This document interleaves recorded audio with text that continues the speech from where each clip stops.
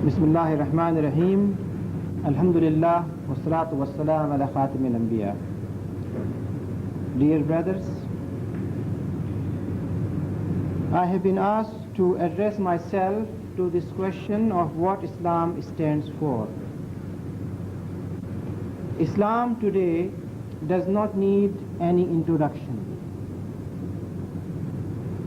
If you look into any newspaper, any journal, if you watch any TV program, you will find Islam in one way or the other mentioned in all media. Sometimes Islam is mentioned as a threat, sometimes Islam is mentioned as a danger. But one aspect which has been usually neglected is, what does Islam truly stand for? And therefore I will try to place before you very briefly what is the meaning of this term and what is its basic message and challenge. You know very well that Islam means acceptance of Allah's authority. Acceptance of Allah's authority in the sense that He alone is final in every matter. Apparently, it's a very simple statement. But if we try to understand its meaning, we find a world of understanding hidden behind it. First and foremost, it means that human beings must be liberated from the yoke of obedience to any other individuals. When we declare that we accept Allah subhanahu wa ta'ala as authority, we deny acceptance of any other persons around us as dictating over us, as telling us, as deciding factors for any decisions we make. Secondly, it means liberating ourselves from all those dualities which exist in our life. Human beings usually live in more than one world. A person who is a very good professional engineer, when he is off his profession, he says, now I am in my personal and private life. And therefore, the kind of principles which he observes in his office may all be violated in his personal life. The same person who is observing an ethics and morality in his personal life, when he walks out into a political campaign, he observes different kind of principles. There he makes promises, pledges. There he declares he is going to bring so much prosperity and development for people, although he may know very well that whatever he is claiming is not achievable. Similarly, the same person, when he walks into a religious place, say for example a church, a stupa, a synagogue, a chapel, then he will like to present certain interpretation of life, that life for him is something very noble, something as a gift of God, and so on. By accepting Allah subhanahu wa ta'ala as authority, Islam liberates man from this duality and makes man subservient to one single rule, that if you want to obey Allah, obey Him in His family, obey Him in your professional life, obey Him in your public life, and implement His directives in your political activities. Therefore, it liberates man from duality. Thirdly, it liberates man from all those confusions which are created about divinity. You will find many people regarding their homeland or nature as divine. Therefore, they regard themselves as sons of soil. Soil is sanctuous for them. Soil becomes an object of worship for them. If there is a danger to their soil, their homeland, they would like to sacrifice their life for it. They assign the role of divinity to various kinds of objects of nature. For example, you will find people who worship nature by way of declaring they will eat only natural food, they will wear only natural dress, they will go around and try to restructure nature in the same way as they visualize it.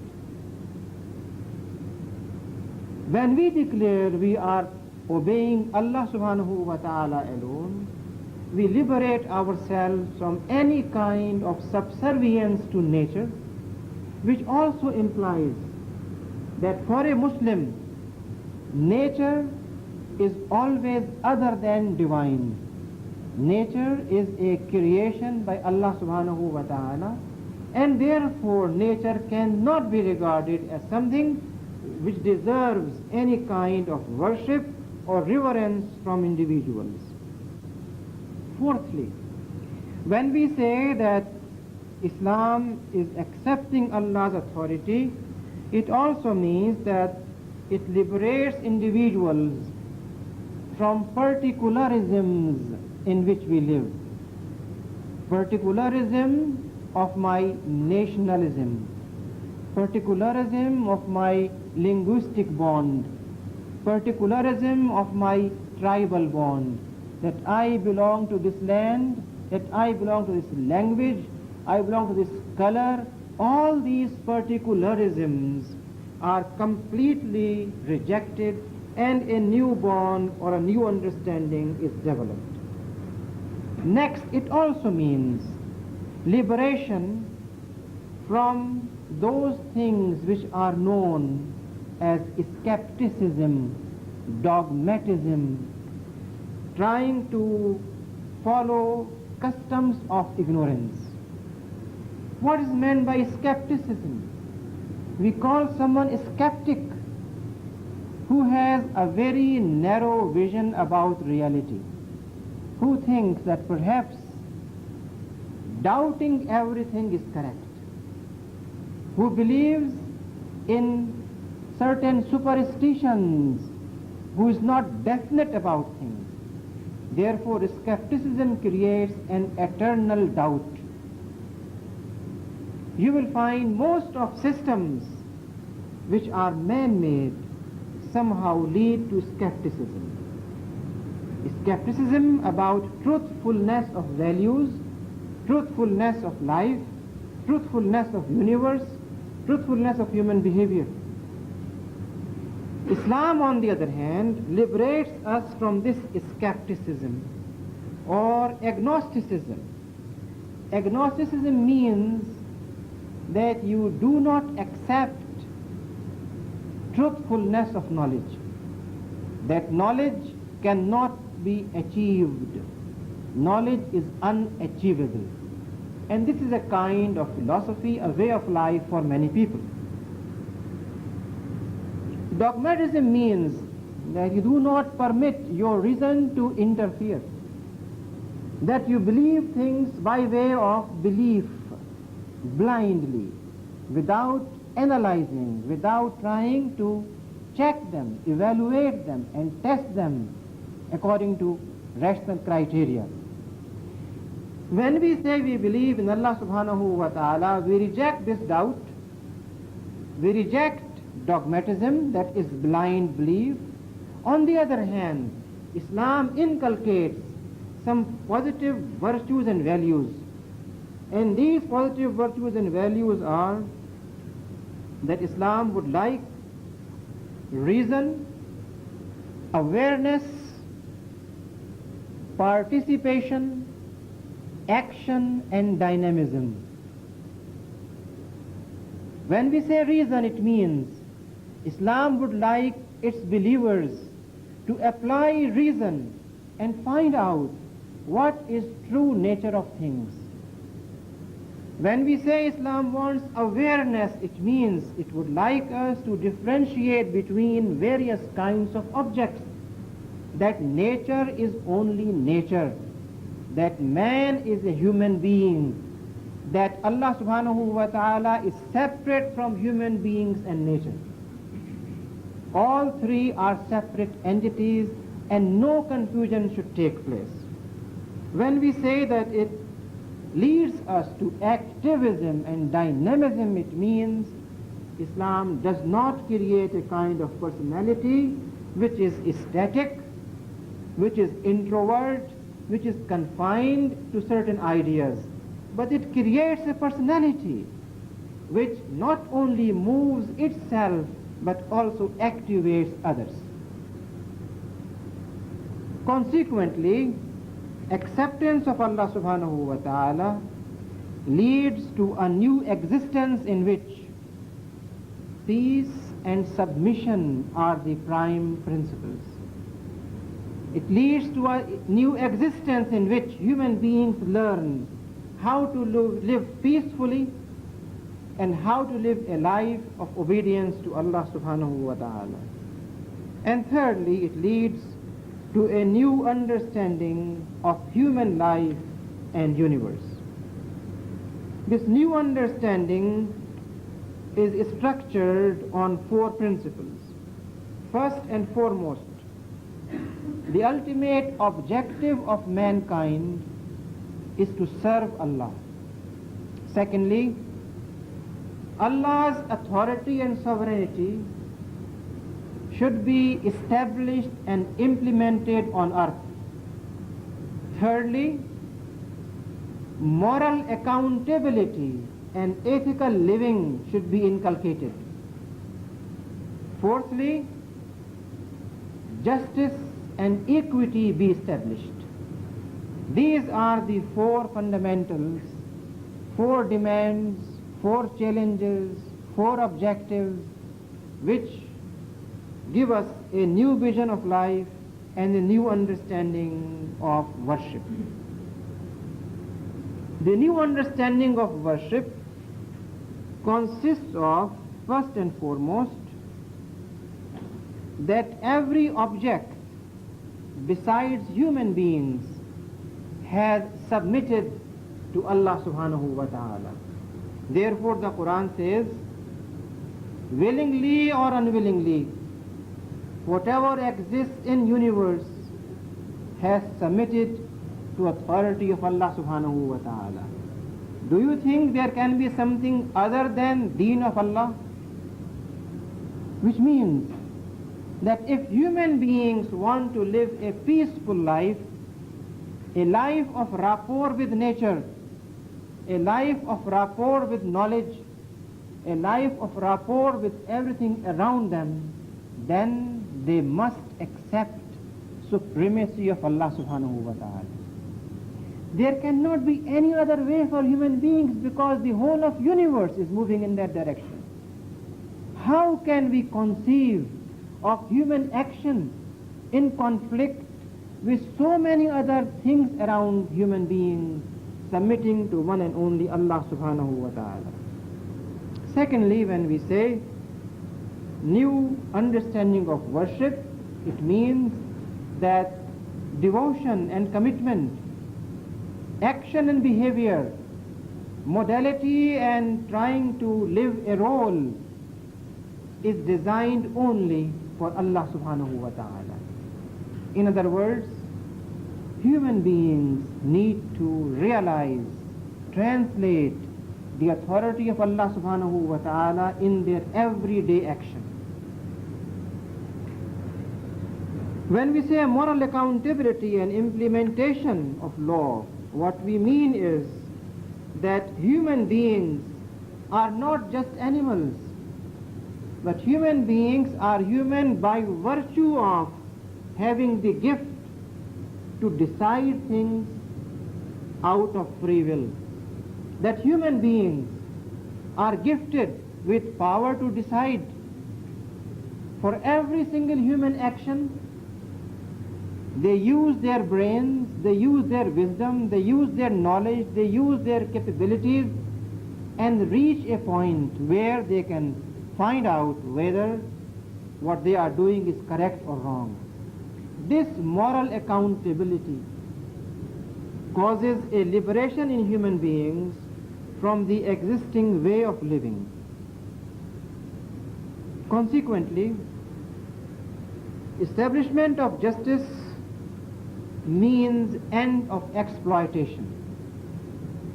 That Islam wants every individual to be a partner, a comrade in getting justice established on earth. That Islam is not a passive system. It is an extremely constructive way of life which requires from every participating member to be a participant in the process of establishment of justice. And for that we find Islam has declared in the Quran and in Sunnah explicitly that you must keep on struggling and fighting till the fitna and fasad and taghut is completely eliminated. Therefore, this fourth principle is extremely important when we want to discuss what does Islam stand for. Today you have exploitation of various kinds. Women folks are exploited by men by converting them into a sellable product. Even if you have an advertisement for shaving cream and a shaving razor, you will find women are exploited for that advertisement. There is no relationship logically between things which are used by men and projection of women.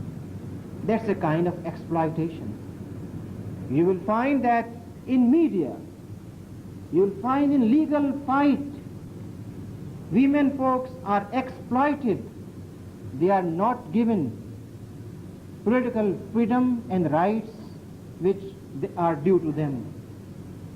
Islam means end of exploitation, whether it is exploitation of women or labor or the elite or the bureaucrats or the soldiers. And therefore, this end of exploitation is an extremely important aspect for which Islam stands. Similarly, you will find that when we talk about a new understanding of Islam as way of life, then by accepting Islam, we reject the conventional or traditional theory of religious worship. Religious worship in most of religions is confined to rituals. And these rituals are more or less monotonous. They are repeated many times without knowing what is being done. While if you look into the religious structure provided by Islam, not a single ibadah is a monotonous activity.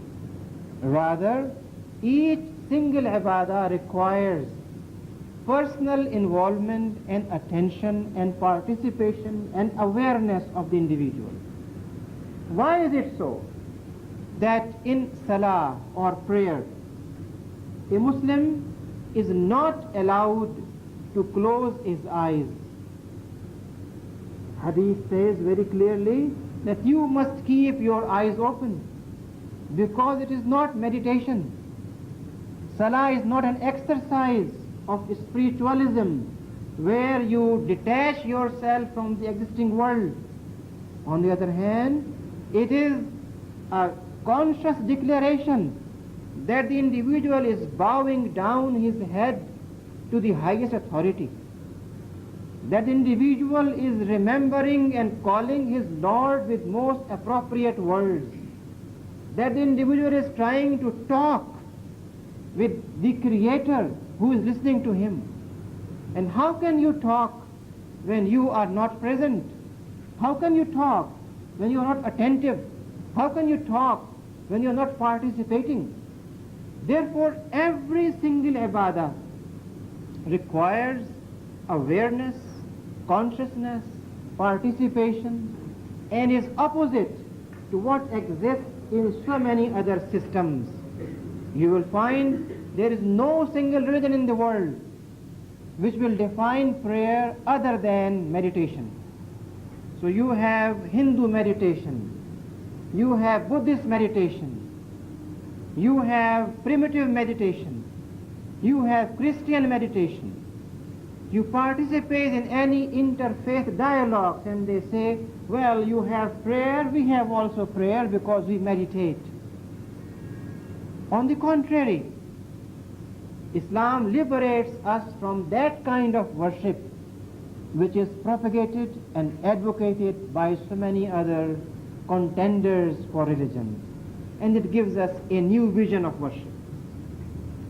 You find similarly that most of worship in Islam is a manifestation of the spirit of jihad.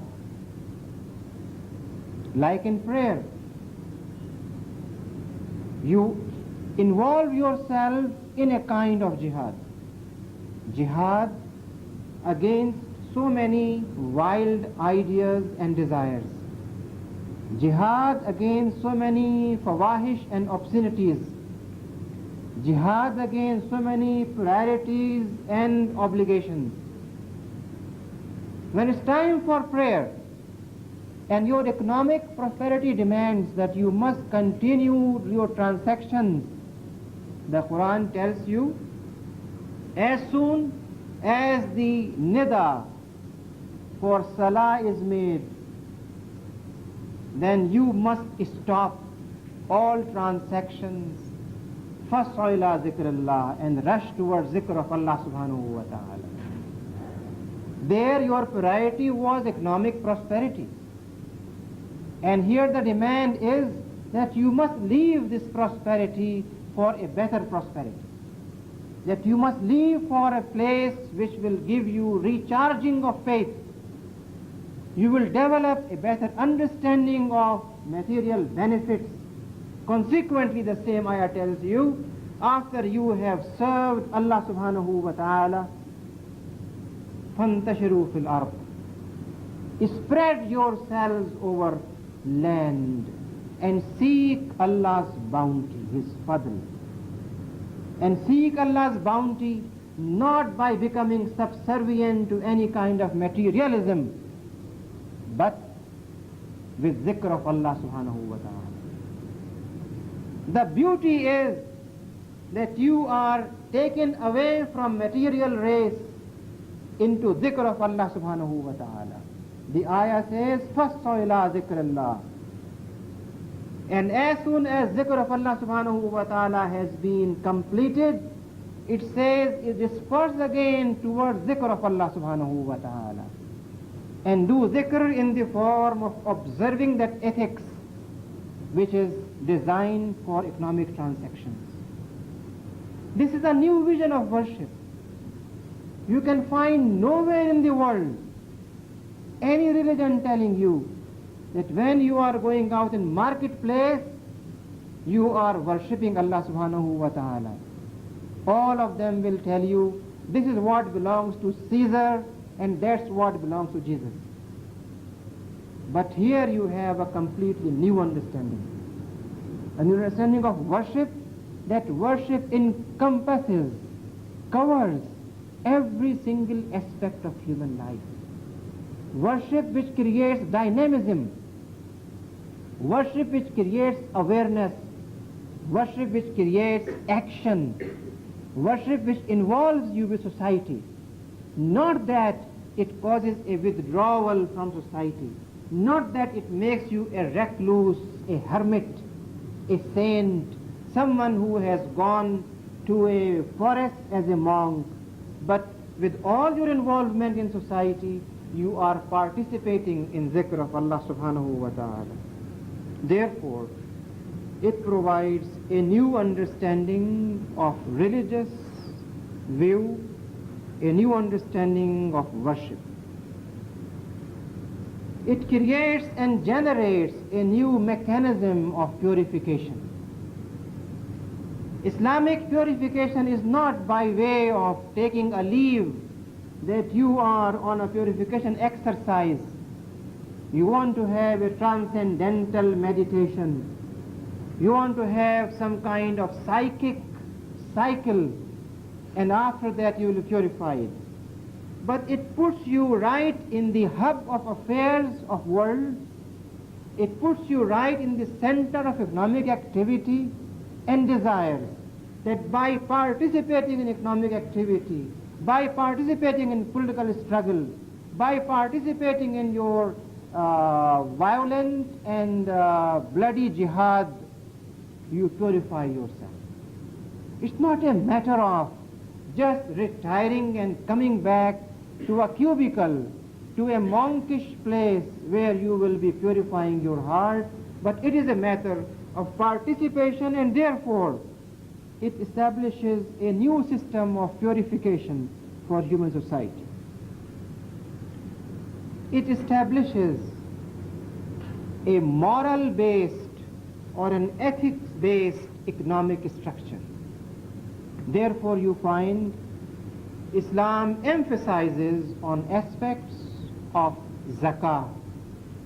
Zakah is not simply paying certain amount as a due, but zakah is establishing that economic system in which earnings are done by way of pure methods, and distribution is done by way of pure methods, and savings are kept by way of pure methods.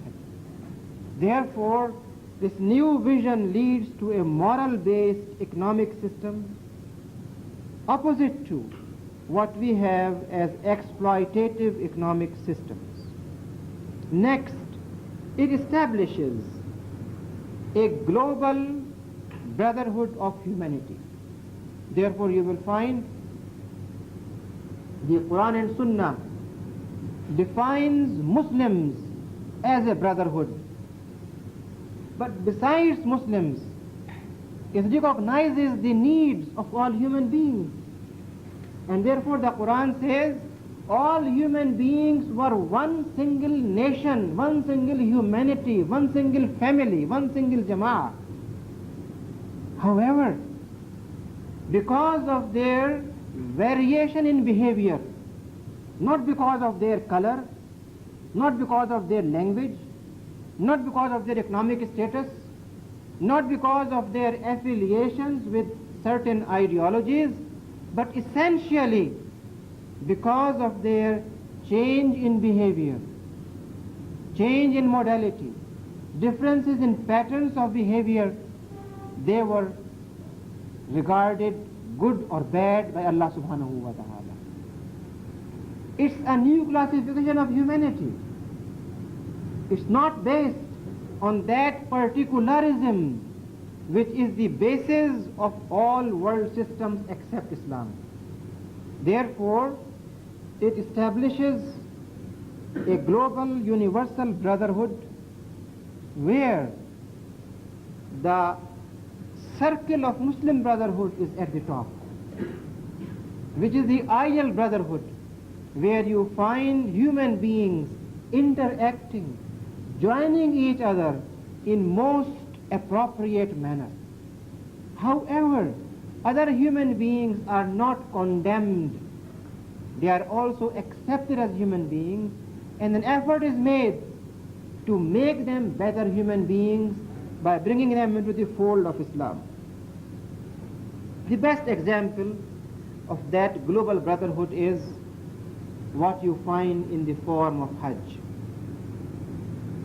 And I may quote the words of one of the foremost Islamic leaders, Shaheed Al-Hajj Malik Shahbaz, who is known as Malcolm X. He says that during these 11 days I have stayed in Hajj, I have seen the blondest of the blonde and the darkest of the black. I have seen the bluish eyes and most dark and pale eyes.